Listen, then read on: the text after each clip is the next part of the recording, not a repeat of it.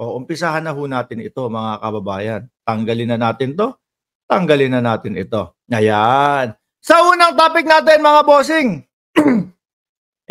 mukha bang bumabaliktad itong si Marcoleta? Mukha bang tinatalikuran ni Marcoleta si Digong? Oh, bakit kaya niya ginawa ito? No? Hindi ako loyal kay Duterte. Loyal ako sa bayan. Diyos, ay, ikaw talaga, Marcoleta, mapagbiro ka. Yung mga ganyang mga ganyang galawan mo, alam na namin yan. Panoorin ho natin mga kababayan, yung diskarte ni Marcoleta para po iiwas ang kanyang sarili sa mga Duterte. Bakit ho nila ginagawa ito? Mga bossing, delicates po. Kapag ikaw ay politiko at yung pangalan mo ay dikit sa mga Duterte, ay yari na. Isa lang po ang kababagsakan mo. Lats.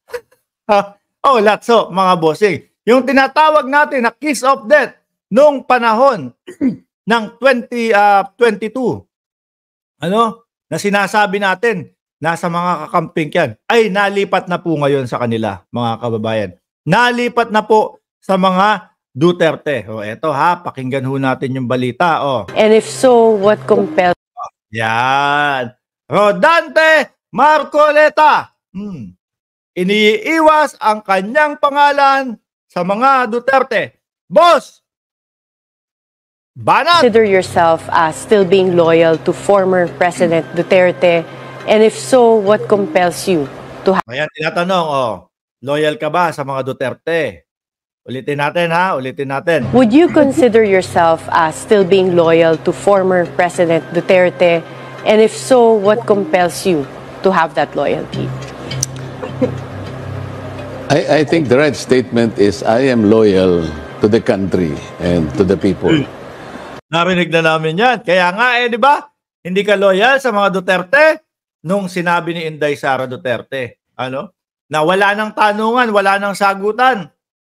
Basta bahala kayo dyan. Ayan yung inilalakad ko na gusto namin budget. Hindi na ako sasagot sa mga tanong mo. Bumak up ka naman. Di ba? Bumak up naman po itong si Rodante Marcoleta, mga kababayan. Ano sabi niya? Dapat ginagalang yung wala ng question and answer kapag ang vice-presidente ay humihingi ng budget. Yun yung niya. Mga kababayan, kung totoo yung sinasabi ni Rodante Marcoleta na para po siya sa bayan, baka dapat isa siya doon sa nagsasabi na, BP, marapat yata na ipaliwanag natin kung saan ginastos yung dating budget at kung saan gagastosin itong first time in the history ng Office of the Vice President na 2 billion. Para malaman ng taong bayan, which is kung makikita nyo po mga kababayan, sa lahat ng comment section, sa social media, etc., etc., ano po ang sabi? Sagutin mo, BP, gusto lang naming malaman. Di ba ho? Mga kababayan, napakasimple lang Huli agad itong si Marcoleta. Ang loyalty ko ay nasa taong bayan, wala sa mga Duterte. Kung loyalty mo talaga nasa taong bayan, aalamin mo yun. Lalo't lalo pa, yung mga nakaraang budget, hanggang ngayon, kulang pa ang sagot. Si Marcoleta talaga mapagbiro. Palibasa. Palibasa. Ramdam niya, naku po, sabit ang pangalan ko sa mga Duterte. Malabo akong iboto nung majority na sumusuporta sa gobyerno. Tuloy natin Because President Duterte did so many good things for the people. Kaya napipresent. Okay. yung mga bad things na ngayon ini-issue sa kanya, yung mga West Philippine Sea, yung mga ganon. Paano yon, Marcoleta? Nila that I'm loyal to the former president. I respect the former president, but our loyalty should be to the people and to the country. Azus! Parang hindi naman. Sabi ni Jojo Molina, ikaw din, maka-Duterte ka dati. Pero nung nakita na natin yung mga problema, yung mga naging irregularidad nung sila ay namumuno, susuporta ka pa ba din doon? Kailangan po yata magising tayo kapag ganun. Di ba? Nakikita mo na yung mga news ngayon tapos ikaw susuporta ka pa din. Halata na na puro paninira lang ang ginagawa ng dating Pangulo. Yung pabangag-bangag hanggang ngayon po hindi nila mapatunayan. Susuporta ka pa din. Tanga ka nun. Bobo ka pa. Utu-utu ka pa. Di ba? Yung mga ganun tao po, mga kababayan, wala na po tayong ibang masasabi sa kanila kundi tanga, bobo, utu-utu. Yun ang aking posisyon. That's why I filed my candidacy, or I will be filing my candidacy as an independent candidate. Ayan! Independent daw po, kunyari. Paano kapag sumali to sa PDP, laglag din ang tuka nito? Di ba? Alam na nila yun Pag nakita at nalaman ng taong bayan, nako, tumatakbo under ng PDP, kasama nila Ipe Salvador, dadapa din po lalo, no? Lugmok na nga yung kanyang kandidatura, tapos sasama mo pa sa PDP. Lalo na po walang nangyari, mga bossing. Lalo na pong dumapa, no, ang kandidatura ni Marcoleta. I want to be perceived as the key to that unity by not being able to side to whatever group. Because gusto kong ma-entice ang mga tao natin na ang ating pagsikapan ay kung paano tayo magkakaroon ng ganap at tunay na pagkakaisa. Eto, si Marcoleta, pag pumasok sa top 30, top 30, ha? Pag pumasok si Marcoleta sa top 30, magpapalit yun ako doon sa mga DDS. Ha? Top 30 na yan, ha? Hindi na top 12. Alam naman natin, malabo siya doon sa top 12. At hanggang ngayon pa din po, yung kanyang pangalan, hindi pa din po umuusbong o hindi pa mo makita doon sa top 12 na makakapasok sa senador. Top 30 na lang. Okay na yun. Malaking palugit na yan. Yung mga mga DDS na hindi makabili ng higit sa 20 pesos na bigas. Ililibre ko kayo ng lechon. Wag na kayong umiyak. Okay? Wag na kayong umiyak. Iyakin kayong mga leche kayo Maski ang ating... At least makakakain kayo ng lechon. Di ba yung 20 pesos na bigas? 21 pesos na bigas, hindi kayo makabili.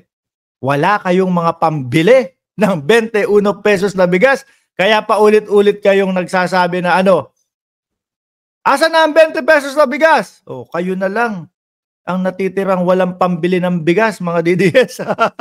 Ang Pangulo ngayon, alam ko, ay naniniwala sa kapangyarihan ng pagkakaisa. Ang totoo niya na, Atty. Karen. Uy, may sinasabi si Marcoleta, bumabawi. Gustong makakuha yata ng boto sa mga sumusuporta sa gobyerno. Mang-uututo, tingnan nyo ha, mang-uututo. Kung sakali daw nalalaman ng presidente yung pagtanggal sa kanya, malamang daw hindi papayag yun. Malamang alam yun, no? Kung halimbawa yung aming leadership, bago nila ako tinanggal sa lahat ng aking mga posisyon, hindi naman ako nagdaramdam, nangyari na ito Sinasabi ko lang, kung sakali, bago nila ginawa sana, ay sinangguni muna nila yung ating Pangulo. Ako naniniwala, hindi papayag yung Pangulo Nanguuto. Iboto nyo daw siya. Government supporters. Mga PBBM supporters.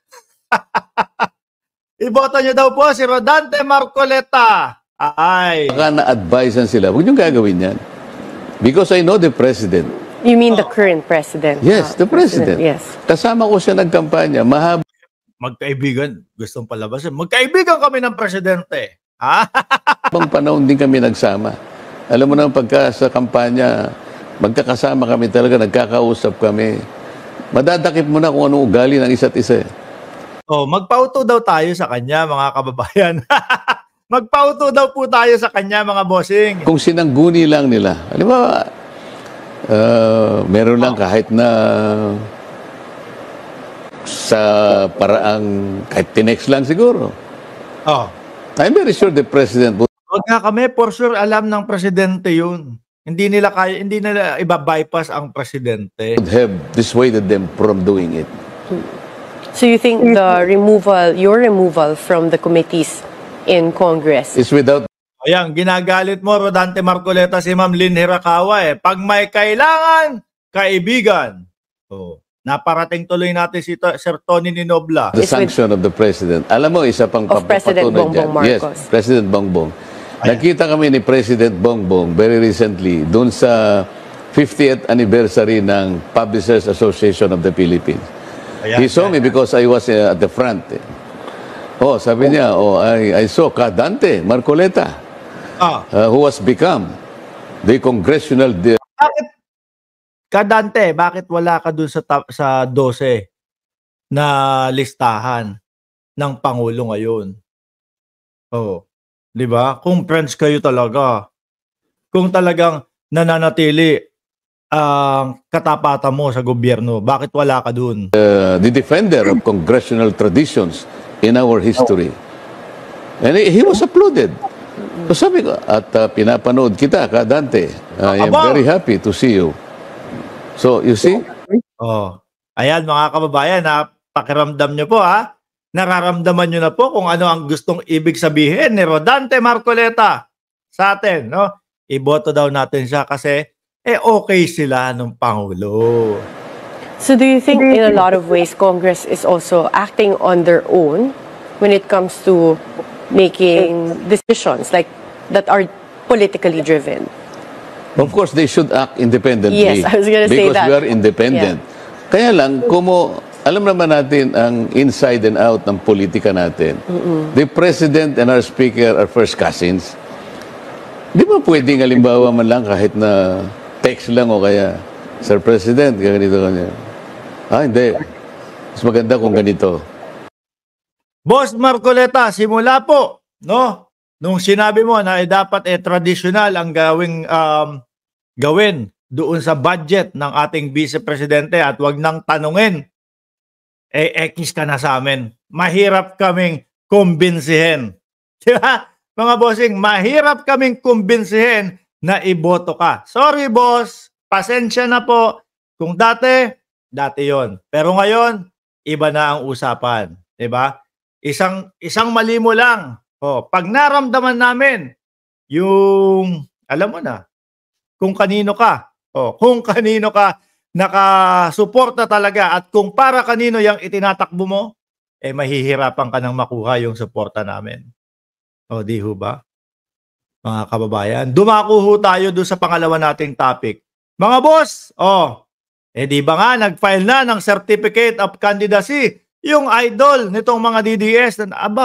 Asa na yung mga DDS? Mga DDS, inuutosan ko kayo, mag-comment kayo dyan. Duwag kayo kapag hindi kayo nag-comment. Takot kayo pag hindi kayo mag-comment kayo. Ang hihina ninyo. Paano gagana yung piso-piso kada isang comment ninyo? Kung mabagal kayong mag-comment. Mag-comment, dali. Inuutusan ko kayo. Huwag kayong tamad. Sayang ang piso kada comment. Di ba? Dito ho, mga kababayan, sa ating channel, ibang klase. Tayo pa yung tumatawag dito sa mga hinayupak na to. Ayaw magsi-comment.